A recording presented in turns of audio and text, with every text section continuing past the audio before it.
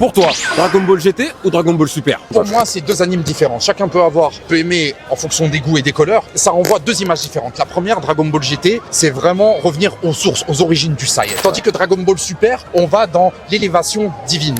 On va dans dépasser ses limites. Mais au-delà du Saiyan, c'est passer par une voie qui n'est pas celle du Saiyan, et on est plus dans le spectacle pour moi que dans Dragon Ball GT, où t'as vraiment, comme dans Dragon Ball, une avancée, une évolution, où le personnage il maîtrise pas tout de suite le Super Saiyan 4, même s'il sait qu'il est très puissant, et qu'au fur et à mesure, avec l'aide de ses amis et l'adversité et les combats où il va pas avoir le choix, il va développer le Super Saiyan 4 comme s'il avait développé le Super Saiyan console. Mais je suis d'accord avec toi parce qu'en fait, ce qui est fou, c'est que dans Dragon Ball GT, Goku, il avait juste eu le Super Saiyan 4. Il a pas atteint le Super Saiyan 5, 6, 7, tu vois. Et même, il a battu Super Saiyan 17 en étant normal avec le point du dragon, en réfléchissant. Tu vois, il s'est dit, ok, je vais pas réussir à le battre comme ça en étant à pleine puissance, mais je vais le battre en étant plus astucieux. C'est un Goku qui est la suite logique de Dragon Ball Z, en fait. Voilà, qui était devenu fort, qui était malin et qui a pas besoin de transformation pour battre ses ennemis. En gros, si je devais résumer, sur DB Super, ça se fait vraiment grâce aux autres. Justement, DB GT, on est sur le retour de soi, le retour des origines des guerriers Saiyans, encore une fois. Donc lui, il a fallu qu'il gère tout seul, vu que personne connaissait le Super Saiyan 4 non plus.